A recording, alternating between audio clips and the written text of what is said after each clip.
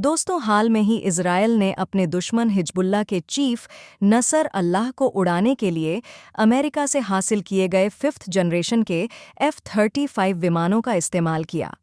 इन विमानों की दमदार क्षमताओं को देख दुनिया ने दांतों तले उंगलियां दबा लीं। ये दुनिया के बेहतरीन लड़ाकू विमान माने जाते हैं।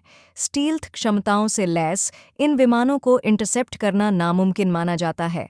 लेकिन सवाल ये है कि भारत के पास क्या ऐसी क्षमताओं वाला लड़ाकू विमान है? तो आपको बता दें, फिलहाल भारत के पास ऐसा विमान तो नहीं है, लेकिन वो ऐसी क्षमताओं वाला घातक विमान एम का तैयार कर रहा है। जबकि इस बात की पूरी संभावना है कि भारत अपने पुराने रक्षा पार्टनर फ्रांस से 100 से ज़्यादा एडवांस्ड वर्जन राफेल खरीद सकता है। लेकिन भारत के लिए एक खुशखबरी ये है कि फ्रांस राफेल का F-5 वर्जन बनाने में जुटा है। ये अमेरिका के F-35 से कई गुना घातक है। फ्रांस इस विमान को घातक हवाई सुरक्षा कवच से लैस कर रहा है, यानी कि इसे आसमान में इंटरसेप्ट कर पाना नामुमकिन होगा और ये हथियार दुश्मन के लिए काम साबित होगा। फ्रांस भारत को अपने इस विमान का ऑफर दे सकता है क्योंकि वो पहले ही भारत में राफेल विमानों के मेंटेनेंस की यूनिट बनाने में जुट गया है। पूरी डेवलपमेंट क्या है, आइए जानते हैं आज की इस वीडियो में। लेकिन आगे बढ़ने से पहले वीडियो को लाइक करके चैनल को सब्सक्राइब ज़रूर कर लें, क्योंकि आपके लिए यह बस 1 सेकंड का काम है, लेकिन इससे हमारी बड़ी मदद होती है। दरअसल फ्रांस अपने इस विमान को अत्याधुनिक क्षमताओं से लैस कर रहा है। फ्रांस की डसोल्ट एविएशन को दुनिया की बेहतरीन एरोस्पेस कंपनी माना जाता है। यह कंपनी इस मामले में इतनी ताकतवर है कि खुद अमेरिका की लॉकहीड मार्टिन भी इससे खौफ खाती है।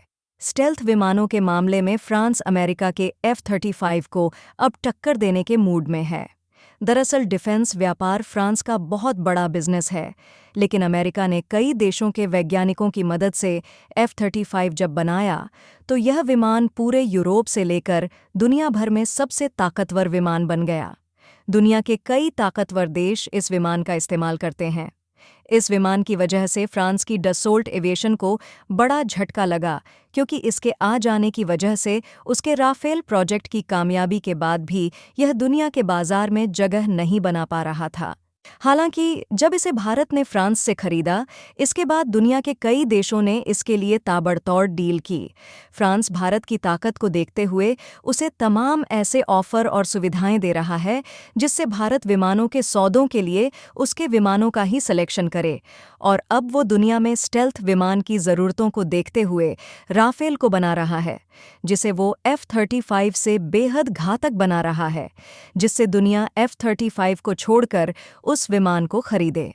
इन विमानों को फ्रांस एक ऐसे घातक लड़ाकू ड्रोन से लैस कर रहा है जो हर पल आसमान में उसकी सुरक्षा को मौजूद रहेगा। ये ड्रोन आसमान में विमान के साथ ही उड़ेगा, मतलब ये बेहद शक्तिशाली होगा, क्योंकि एक लड़ाकू जेट की स्पीड और क्षमताओं की बराबरी करना बेहद डिफ़िकल्ट मामला है। यह एक अनमैन्ड विमान ही होगा। इसे फ्रांस के न्यूरोड्रोन के प्रोजेक्ट की तरह ही तैयार किया जा रहा है। इस यूएवी के अंदर ही पेलोड लगा होगा। यह ड्रोन ऑटोमेटिकली भी उड़ सकेगा, जबकि विमान का पायलट भी इसे कंट्रोल कर सकेगा। इसे भविष्य में आने वाले खतरों को ध्यान में रखते हुए विकसित किया जा रहा है। कंपनी ने इस किलर ड्रोन के बारे में कोई और जानकारी नहीं दी है, लेकिन एक्सपर्ट्स के मुताबिक यह ड्रोन आसमान में तमाम चुनौतियों को तबाह करने की क्षमता रखेगा, जिसके बाद राफेल आसानी से परमाणु मिशन को पूरा कर सकेगा। इसके अलावा इस विमान को दुनिया के सबसे ताकतवर स्टील्थ तकनीक, खतरनाक एवियोनिक्स और दमदार इंजनों से लैस किया जाएगा, जिसके बाद यह F-35 विमानों को पछाड़कर सबसे आगे निकल जाएंगे। फ्रांस ने इसके बनने से पहले ही भारत में फैसिलिटी विकसित करना शुरू कर दिया है, क्योंकि भारत को अपनी वायुसेना के लिए सैकड़ों की तादाद में लड़ाकू विमानों की ज़रूरत है। ऐसे में वो दमदार विकल्प की तलाश में है जो उसकी सारी शर्तों में फिट हो सके। पिछली बार ही राफेल विमानों के लिए भारत की डील के बाद फ्रांस को यह समझ में आ गया कि भारत के साथ डील करना कितना फ़ायदेमंद हो सकता है। उसे यह बात समझ में आ गई कि पूरी दुनिया की नज़र भारत की रक्षा पॉलिसी पर होती है। ऐसे में अगर भारत जैसा ताकतवर देश उससे कोई हथियार खरीदता है तो उसकी गुडविल और उसका बाजार ज़बरदस्त हो जाता है। इसी वजह से फ्रांस ने भारत को सबसे खास स्पेस देना शुरू किया, हर तरह से समर्थन देना शुरू किया। अंतर्राष्ट्रीय नीतियों में ना चाहते हुए भी भारत का पक्ष लिया। फ्रांस की सरकार अपने फायदे के लिए यह सब कुछ भारत के दबाव में भी कर रही है, क्योंकि पीएम मोदी की एक खास पॉलिसी ये भी है कि अगर वो किसी के साथ कोई डील करते हैं तो उसके बदले उसे वैश्विक राजनीति में भारत को समर्थन देना होता है। फ्रांस में इस वक्त मैक्रोन एक लिबरल नेता हैं जो आतंकियों के मानवाधिकार जैसी बेसलेस चीज़ों का समर्थन केवल एक खास कम्युनिटी का वोट हासिल करने के लिए करते हैं, जबकि पीएम मोदी गुड टेररिज्म और बैड टेररिज्म का पुरजोर विरोध करते हैं। प्रधानमंत्री मोदी को एक राष्ट्रवादी नेता के रूप में पूरी दुनिया में जाना जाता है, जिसे लिबरल जमात दक्षिणपंथी कहता है। बीते लोकसभा चुनावों में तमाम एजेंसियों ने दावा किया था कि फ्रांस ने अंदर ही अंदर नरेंद्र मोदी के खिलाफ काम किया था, लेकिन एक देश के रूप में फ्रांस के साथ भारत के पुराने रिश्ते हैं। वो रूस के बाद भारत का सबसे बड़ा रक्षा सहयोगी है। ऐसे में एक कस्टमर को खुश रखना उसकी नेशनल पॉलिसी है। पीएम मोदी फ्रांस सहित तमाम देश की इस नब्ज को समझते हैं और वो इसका भरपूर इस्तेमाल देश हित में करते हैं। फ्रांस मौजूदा भारत सरकार की नीतियों को समझते हुए किसी भी तरह से भारत के बड़े ऑर्डर को हाथ से निकलने नहीं देना चाहता है। इसी वजह से वो पहले ही राफेल के लिए भारत में मेंटेनेंस यूनिट लगा रहा है।